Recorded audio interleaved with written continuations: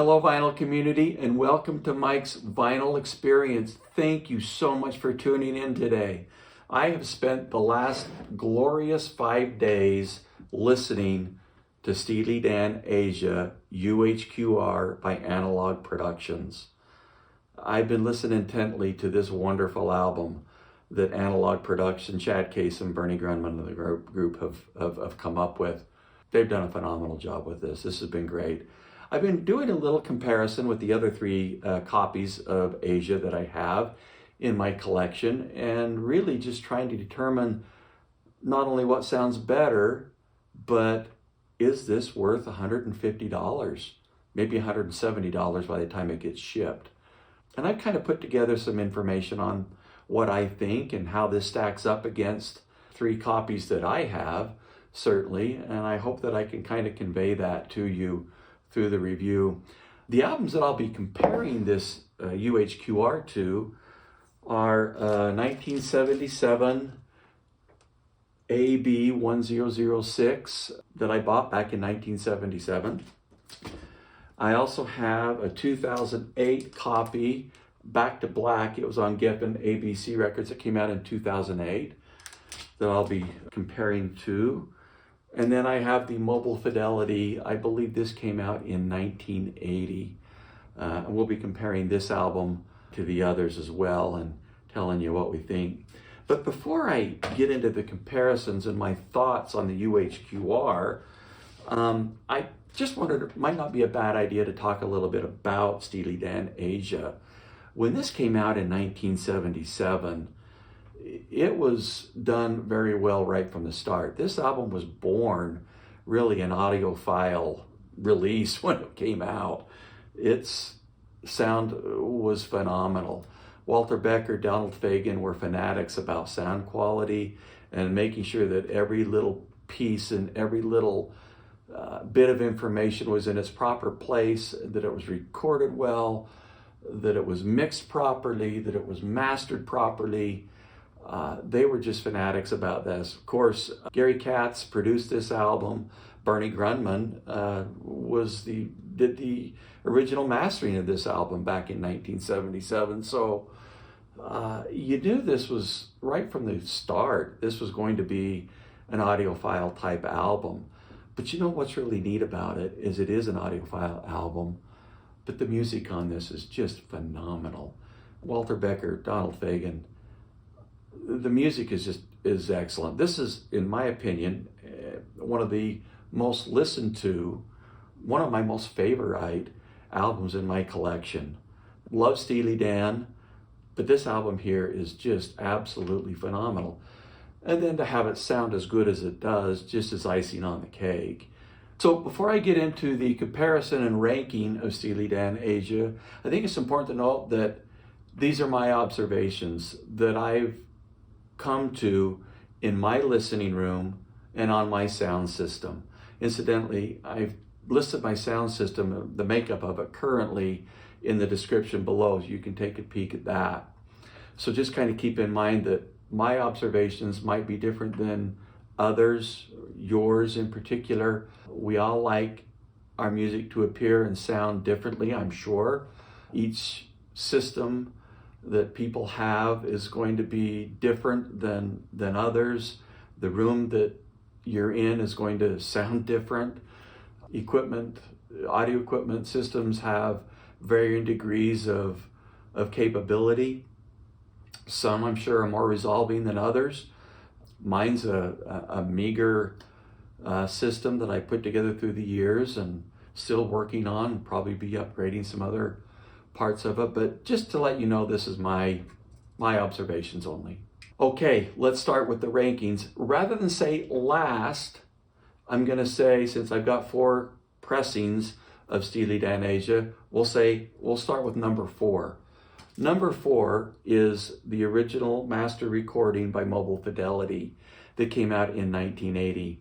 Now, I bought this down at the Consumer Electronics Show in Las Vegas, and when I brought this home at that time, 1980, I loved it. It sounded wonderful. In fact, it sounded to me at the time, on my current system at that time, better than the original did.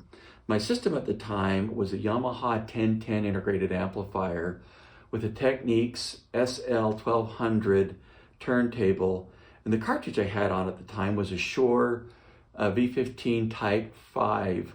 The speakers were ADS L1230s. Now I think it was because of these speakers, because they didn't have such a good bottom end. I think that's really one of the reasons why this album, to me, and on that system, sounded better, because the bottom end on this album is embellished. They've just increased the bottom end, and Mobile Fidelity's done that to a lot of their albums. They've increased the bottom end and even a little bit of the upper end, which they did on this one as well. And that's where this album, to me, really kind of falls apart, is the top end, is the high frequency.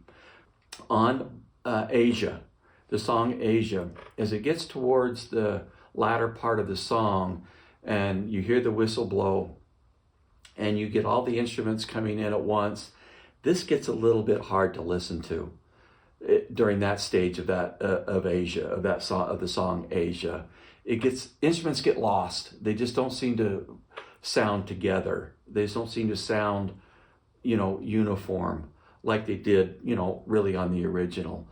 But back in 1980, this was a go-to for me with my current system. And, my system changed over the years through the late 80s and into the 90s. I went back to the original.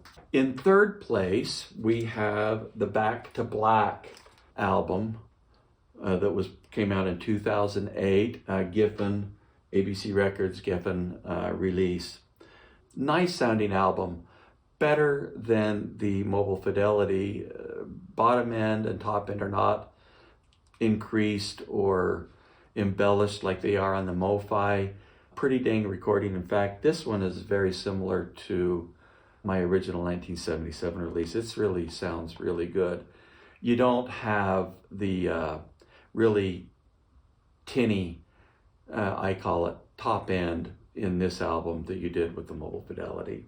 This is overall a pretty good pressing. If you have this pressing, this is a good pressing. It's a good sounding version of the album. Sounds great. In second place is my 1977 original AB1007. Is that correct? 1006, sorry. Version of this album that I bought in 1977. It's kind of interesting. When I purchased this, I can remember where I was at when I purchased it. I was at a mall, and there was a record store in the mall called the Record Bar. And I was thumbing through records in there. I even remember the system that they were playing this on. It was a Super Scope quad receiver, and they had 4 Bose 901 speakers suspended from the ceiling. And they had this album that they were playing while I was in the store thumbing through records. And as I sit there and listen to this album, I was mesmerized. I thought, wow, this is a great sounding recording. And, back in the day, I thought the Bose 901 sounded great. I really did. And I just listening to that album on their system, it was a no-brainer for me. I picked it up and purchased it, and I'm glad I did, because I've enjoyed this album since I purchased it back then. This is a great album. The previous two, the Back to Black and the Mobile Fidelity, in my opinion, this bests them both. This is a great album. It was done well right from the start. This copy that I have, I've kept it nice. I mean, it does show some wear. The cover and the gatefold, it shows wear because I didn't always protect it the way that I do my albums now. But the vinyl itself is clean, and it sounds really, really wonderful. And so this was in second place, and if you have a copy of this, it's a great album. It sounds wonderful. It's a keeper for sure. Okay, as we go on to number one, it's pretty obvious what number one is. The UHQR by Analogue Productions. I don't know, I've been trying to think of what would be the best analogy for this album, and I kind of liken it to this. Say you're looking out a window or a glass door at a beautiful scenery. Maybe you're up in the mountains in a cabin, looking out that window or glass door, and you're seeing a beautiful scenery. Then you open that window or you walk out that door and you're standing out there looking at the same scenery, but with no obstructions, no filters, nothing to obscure your view, nothing to diffuse the light in any way. You're looking at it as it was meant to be. Well, that's exactly what you get with this version of AJA that the boys at Analogue Production have done. This is, all filters have been removed. All obscurities have been removed. This is just an incredibly awesome look into the recording that I believe Walter Becker and Donald Fagen were trying to achieve in the studio. This is a great rendering of what they did. This version is phenomenal, and it's not by a meager little bit, it's by a long shot. This is so much better than the 3 other copies of this album that I have. Don't have the Cisco version of this album. I've been told that it sounds really nice.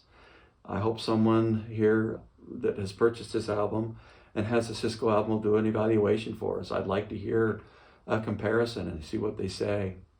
But this album is just it's a home run. It's a knockout. I don't know what other analogies I could put forward to this other than saying this is absolutely the best version of this album that there is. On Black Cow, Tom Scott saxophone. There's no edginess to it like there is on the Mofi and even on the Back to Black version of the album. It's just clean. It's just fluid. On AJA, Steve Gadd's drums, they have rhythmic drive. It's just like a blanket was taken off, a filter was removed. It's just incredible what can be accomplished when it's done right. And I think that's really the neat thing. Is it worth $150? Well, if you like Steely Dan and you like the album AJA, it's one of your favorite albums like it is mine, it's a no-brainer. I believe Chad Kassem and the Analogue Production people are making 30,000 copies of this. One of Chad's favorite sayings is, pay now or cry later. And you know what? If this is one of your favorite albums, it's worth getting. There's no question. I'm glad I purchased it. To me, it was a no-brainer. The differences are not minor.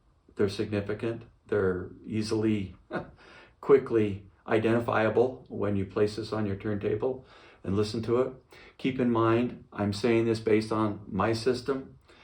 Everybody's system has different capabilities, some better, some worse. And so, it just depends on how important and how much you love this album, whether you should spend the money or not. It's really kind of a personal choice.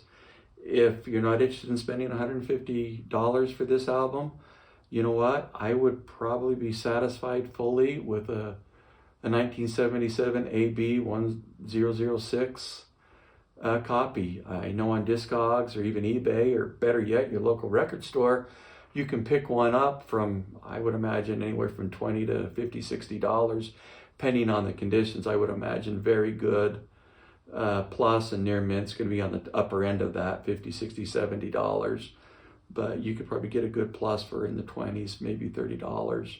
And it's a good album. Or the digitally sourced Geffen album that came out just a few weeks before this one did. I'm sure it sounds wonderful, and you're going to get a clean copy of that since it is new. But to me, this was a must-buy because I love the album, and I'm grateful that I did. It's easily, by a long shot, the best version of this album that I own, and I'm glad that I've got it. Thank you so much for tuning in. I hope this helps. Please leave comments in the comment box below. I'd love to hear from you. Thank you for tuning in today.